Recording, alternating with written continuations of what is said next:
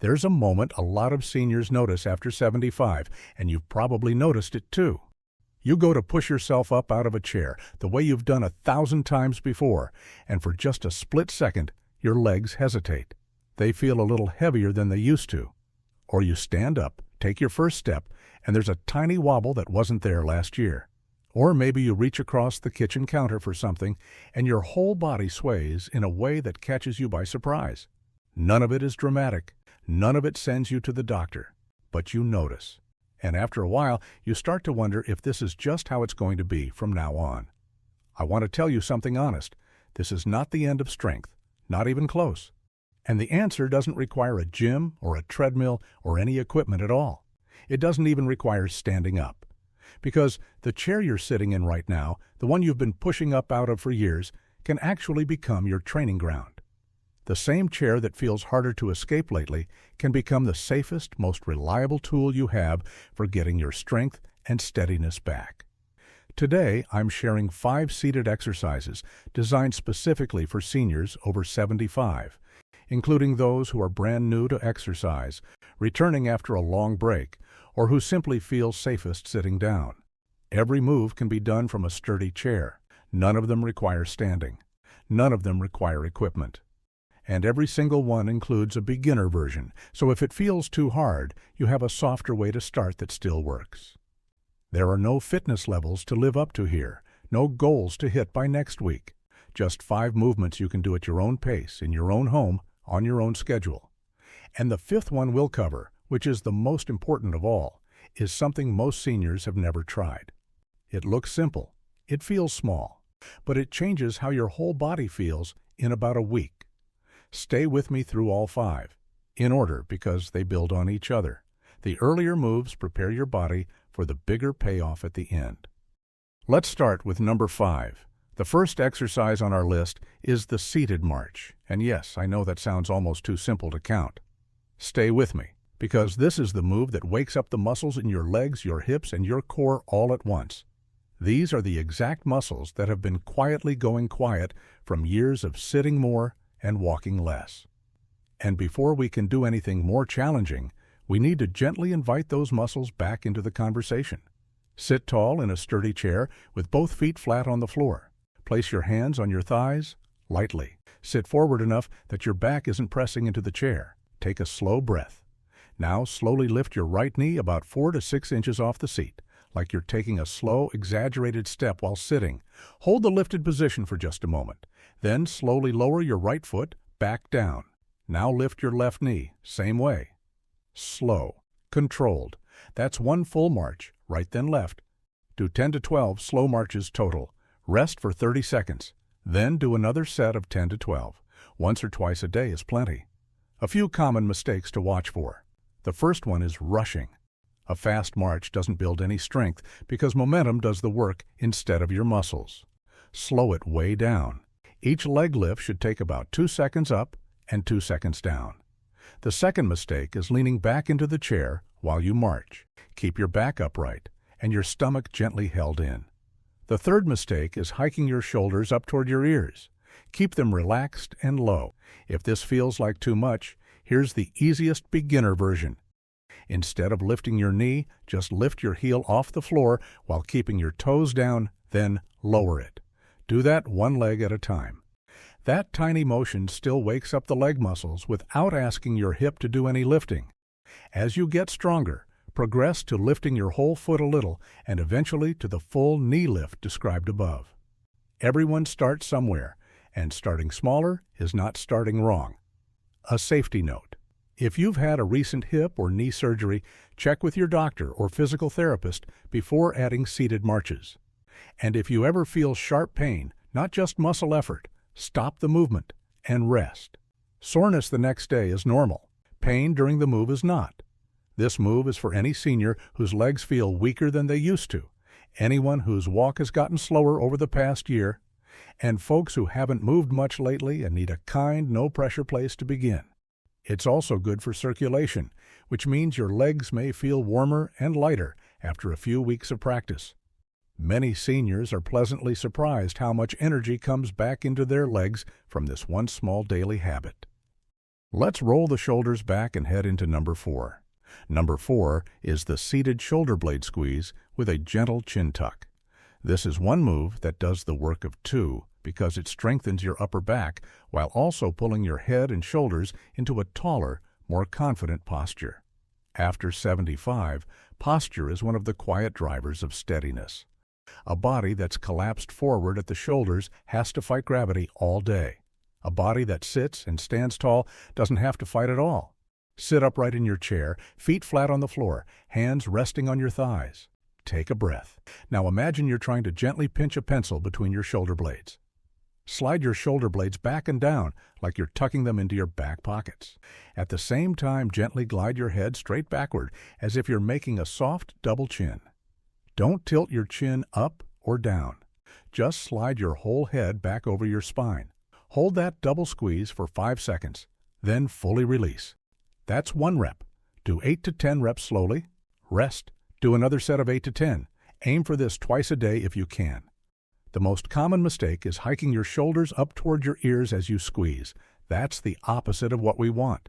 The image to hold in your head is shoulders going down and back, not up. Another mistake is tilting the chin down toward the chest, which feels like a tuck but actually shortens the neck. The motion is backward, like your head is sliding on a flat shelf. A third mistake is holding your breath. Breathe slowly the whole time. For the easiest beginner version, focus on just the chin tuck without the shoulder blade squeeze. Sit tall and gently glide your head back. Hold for 3 seconds. Release. Once that feels natural, add the shoulder blade squeeze on top. Doing one piece at a time is a perfectly reasonable way to learn this move.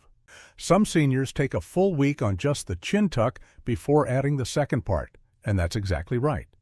As you get stronger, you can progress by holding the squeeze longer, up to 10 seconds at a time, or by doing more reps.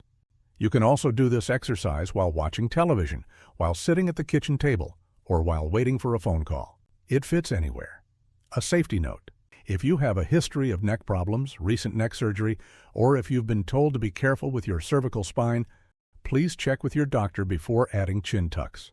For everyone else, this is one of the gentlest ways to strengthen the muscles that hold you upright through the day.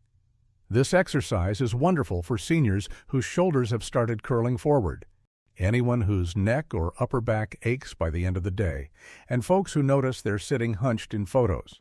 It's also one of the most efficient moves on this list because it works on strength and posture at the same time.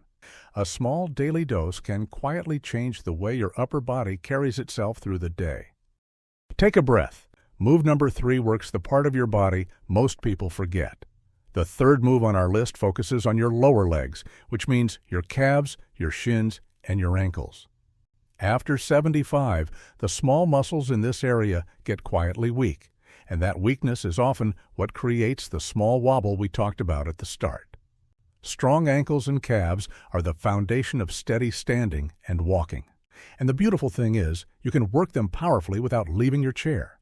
The move is called seated heel and toe raises. Sit tall in your chair with both feet flat on the floor, about hip width apart. Place your hands on your thighs. Now, keeping your toes on the floor, slowly lift both heels up as high as they comfortably go. You should feel the muscles in the back of your lower legs, your calves, engaged to do this. Hold the lifted position for 2 seconds. Then slowly lower your heels back down. Now reverse it. Keep your heels on the floor and slowly lift your toes up as high as they comfortably go, so your foot pivots on the heel. You should feel the muscles in the front of your shins working. Hold for 2 seconds. Lower. That heel lift plus toe lift is 1 full rep. Do 10 slow reps. Rest. Do another set of 10. Aim for 2 sessions a day. A common mistake is rushing. This is a small motion, and going fast tells you the muscles aren't being worked. Slow it down so you can actually feel the calves on the heel lift and the shins on the toe lift. Another mistake is leaning back in the chair and just bouncing the feet. Sit tall with your weight evenly distributed on both sitting bones, so the motion actually comes from the lower leg muscles. A third mistake is doing too many too fast. Especially when first starting, your lower legs may cramp easily because they haven't been worked in a long time. Pace yourself. A handful of slow reps with good form is better than 100 sloppy ones. For the easiest beginner version, do only the heel lifts to start and skip the toe lifts for the first week. Or do one foot at a time instead of both feet together, which cuts the effort in half. As you get stronger, progress to both feet together and add the toe lift portion. Eventually, you can try this with your feet lifted off the floor slightly, which adds a small core challenge. Listen to your body around cramps. If your calf or shin cramps, stop. Gently shake out the leg and try again with fewer reps. Cramping in the early days is a sign the muscles are weak, not a sign you're doing it wrong. With regular practice, the cramping stops within a couple of weeks as the muscles wake back up. This move is gold for seniors whose ankles feel weak, anyone who's had a small stumble lately, and folks whose feet seem to drag a little when they walk. It also helps with circulation in the lower legs, which can ease that heavy, tired feeling at the end of a long day. The lower legs are also one of the easiest places to see real progress quickly. Within just 2 or 3 weeks of regular practice, most seniors notice their feet feel lighter when they walk, and their ankles feel more responsive when they shift their weight. On to number 2. Number 2 is the seated trunk rotation, and this is where we wake up your core, which is the network of muscles around your stomach, your sides, and your lower back that holds everything together. A strong core is the secret to feeling steady, because when your middle is firm, your arms and legs have a stable base to move from. When your middle is loose and weak, every step feels less certain. Sit tall in your chair with both feet flat on the floor, hip-width apart. Place your right hand on the outside of your left thigh and let your left arm rest on the back of the chair or hang at your side, whichever feels more natural. Now slowly twist your upper body to the left, gently using your right hand on your thigh as a soft guide. Don't yank, don't force. You should feel a gentle rotation through your middle, like your ribs are slowly turning over your hips. Hold the twist for 10 seconds, breathing slowly. Then slowly return to center. Switch sides. Right arm rests, left hand goes to the outside of your right thigh, and you slowly rotate to the right. Hold 10 seconds. Return. Do 3 to 4 rotations on each side. Once a day is enough. Twice a day is better if you can fit it in. The most common mistake is rotating from your neck instead of your middle. The twist needs to come from your stomach and your ribs, not just your shoulders. A helpful image is to imagine a thin string running straight up your spine, and you're slowly wrapping your body around that string. Another mistake is rounding your back forward. Keep your spine tall and long the whole time, not slumped. A third mistake is using the hand on the thigh to crank yourself further into the twist. That hand is just a soft anchor, not a lever. The depth of the rotation should come from your own muscles, not from pulling. For the easiest beginner version, simply rotate your upper body without using your hand as a guide at all. Just sit tall and slowly turn to one side as far as comfortable, hold, return, switch. The hand guide is optional. As you get stronger and more comfortable with the movement, you can begin using the hand to gently support a slightly deeper rotation, but only if it feels good. For a safety note, if you have a history of spinal disc problems, recent back surgery, or any diagnosed spinal condition, please check with your doctor before adding rotation exercises. For most seniors with the everyday stiffness that comes with age, this gentle twist is one of the most freeing moves you can give yourself. It works in a way standing rotations never could because the chair holds your lower body still and lets the rotation happen exactly where it should, in your middle. This move is wonderful for seniors whose backs feel locked up after sitting for hours, anyone who finds it hard to turn and look behind them when driving or walking, and folks who want a gentle way to stay limber through the middle of their body. Many seniors notice they can turn their head and shoulders more easily after just a week or 2 of consistent practice. That return of easy rotation makes everyday things like reaching for the seatbelt, looking over your shoulder, and turning to greet someone feel natural again. And now, the move I've been waiting to share with you. The number 1 exercise on our list is the seated single leg lift and hold. And I'm going to tell you right up front, this one is the small revelation I promised at the start. Most seniors have never tried this. It looks like an easy move. It feels like a quiet move. but it directly trains the deep core and hip stabilizers that keep you upright when you stand, walk, and reach. And it does all of that while you sit perfectly safe in your chair. Sit tall in your sturdy chair with both feet flat on the floor. Place your hands lightly on the seat of the chair on either side of your hips for stability if you'd like. Or rest your hands on your thighs. Whichever feels steady. Take a slow breath. Now, slowly lift your right foot about 4 to 6 inches off the floor and hold it there. Don't extend your legs straight. Don't kick, just hold the foot up. Here's the trick. While the foot is lifted, sit as tall as you can and feel how your stomach and your sides quietly engage to keep your body steady on the chair. That subtle, quiet work is exactly what we're after. Hold the foot up for 10 seconds, breathing slowly. Then slowly lower it back to the floor. Switch sides. Lift the left foot. Hold 10 seconds. Lower. Do 3 to 5 holds per leg, once or twice a day. The whole exercise takes less than 5 minutes. Common mistakes can rob this move of its power. The biggest one is gripping the chair so hard that your arms do all the work. Your hands should be a light safety anchor, not a brace. If your arms are working harder than your middle, ease off the grip. The second mistake is leaning to the opposite side as you lift. If you lift your right foot and lean left, you're cheating gravity instead of training your body to balance against it. Stay centered, even if it means lifting the foot less high.